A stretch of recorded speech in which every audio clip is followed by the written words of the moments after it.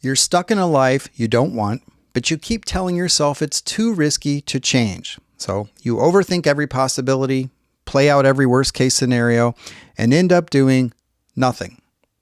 But what if it's not that risky at all? What if you're just afraid of the unknown? Most men confuse uncertainty with risk, and that mental mix-up is keeping them stuck in jobs, marriages, and patterns they know aren't working. In this video, I'll tell you how to tell the difference and how to stop mistaking uncertainty for danger. Here's what most men don't realize. Uncertainty and risk are not the same thing, but we treat them like they are. Risk involves the real possibility of loss, harm, or significant negative consequences. Uncertainty simply means you don't know exactly how something will turn out.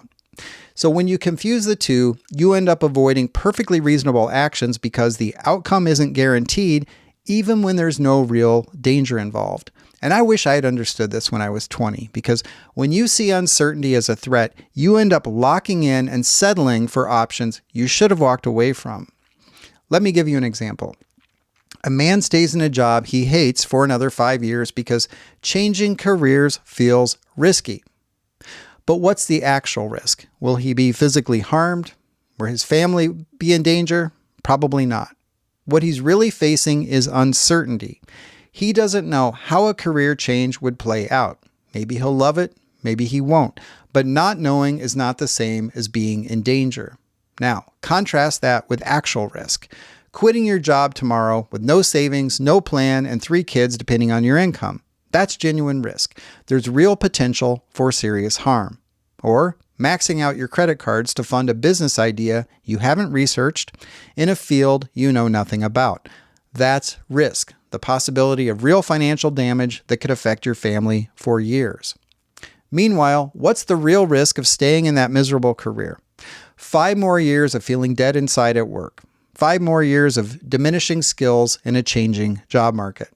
5 more years of something a lot of people don't think about, modeling dissatisfaction and resignation for his kids. And when you look at it that way, staying put might actually be the riskier choice. This gets more critical as you age because time becomes your most precious resource. In your 20s and 30s, you could afford to make mistakes and play it safe because you had decades to course correct. But when you're 50 and unhappy with your life direction, every year you spend avoiding uncertainty is a year you don't get back. The confusion between risk and uncertainty shows up everywhere in middle-aged men's lives.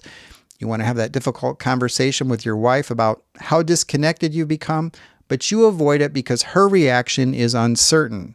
That's not risk, that's uncertainty. The risk might actually be in not having the conversation and watching your marriage slowly die from 1,000 small silences. You've been thinking about starting that business, writing that book, or pursuing that interest you've always had, but you tell yourself it's too risky to start now. But is it actually risky, or is it just uncertain? Will you lose your house if you spend a few hours a week exploring something that interests you? Probably not. You're confusing the discomfort of not knowing exactly how it will turn out with actual danger. You avoid setting boundaries with family members who drain your energy because you can't predict exactly how they'll react. That again is uncertainty, not risk. The risk might be continuing to enable dysfunction and teaching people that your time and energy have no value. Compare this to genuine risks. Emptying your retirement account on a get-rich-quick scheme, which could wreck your family's financial stability. Or driving after you've been drinking. That's an actual risk with life-changing consequences. The difference becomes obvious when you think about real consequences versus unknown outcomes. And here's what makes this pattern so destructive. When you treat uncertainty like risk, you end up living an increasingly small life. You avoid anything that doesn't come with guaranteed outcomes. You choose the devil you know over the devil you don't, even when the devil you know is slowly killing your spirit. You become that guy who always has reasons why now isn't the right time, why the conditions aren't perfect, why you need to wait until you have more information. But perfect information doesn't exist. Guaranteed outcomes don't exist. Life is uncertain by nature, and the men who thrive understand this. They've learned to be comfortable with uncertainty while being appropriately cautious about actual risk.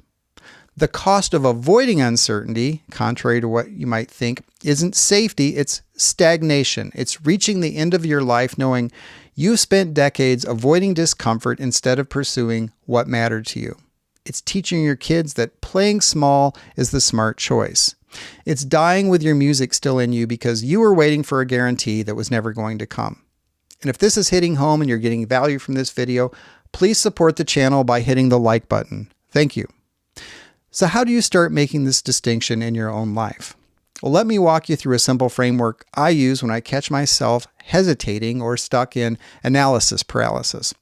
First, when you notice yourself avoiding a decision or action, ask yourself this question.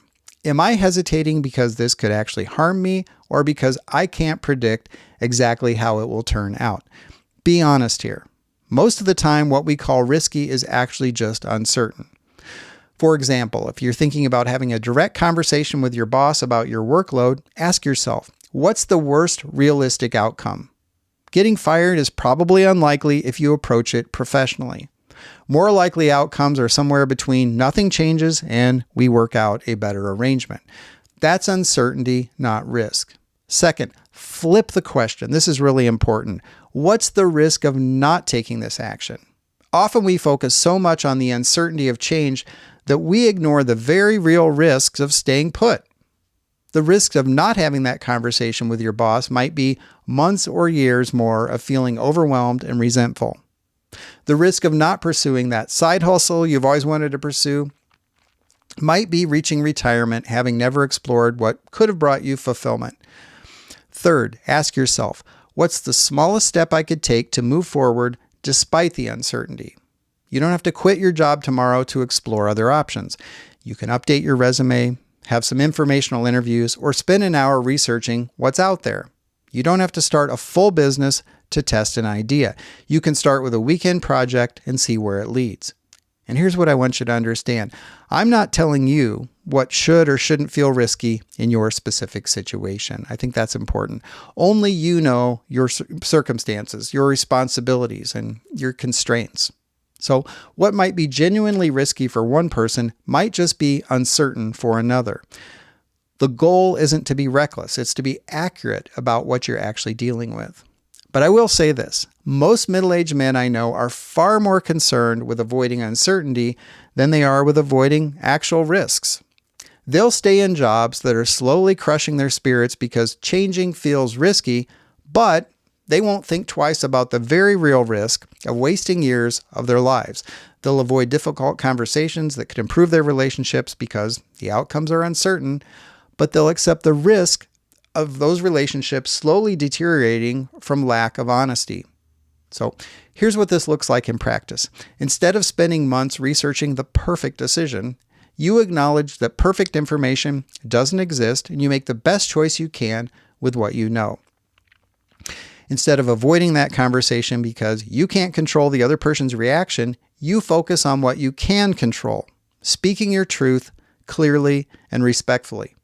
Instead of waiting until you feel completely confident about a new direction, you take small steps while acknowledging that confidence often comes from action, not the other way around. And some people in your life might be uncomfortable with your willingness to move forward without guarantees. Don't let their discomfort pull you back into analysis paralysis. There is a difference between being thoughtful and being trapped by the need for certainty. You can consider consequences without requiring guaranteed outcomes. You can be responsible without being paralyzed. Here's the truth. Uncertainty is the price of admission for anything worth doing. If the outcome were guaranteed, think about this, everyone would be doing it. The opportunities, the relationships, the experiences that could transform your life all exist in the realm of uncertainty. So when you avoid uncertainty, you're not just avoiding risk, you're also avoiding possibility. This week, notice where you're telling yourself that something is too risky when what you really mean is that the outcome is uncertain. Ask yourself, is this actually dangerous or do I just not know exactly how it will turn out?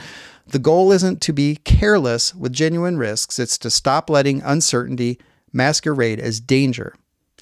We all have limited years left here. Don't spend them avoiding the discomfort of not knowing exactly how things will work out. Start distinguishing between actual risk and simple uncertainty. Your future self will thank you for the chances you took, not the ones you avoided. And if this resonated with you and you're ready to stop letting uncertainty keep you stuck, be sure to subscribe to the channel. I make content for middle-aged men who are tired of playing small and ready to engage fully with whatever time they have left. I'll see you in the next one.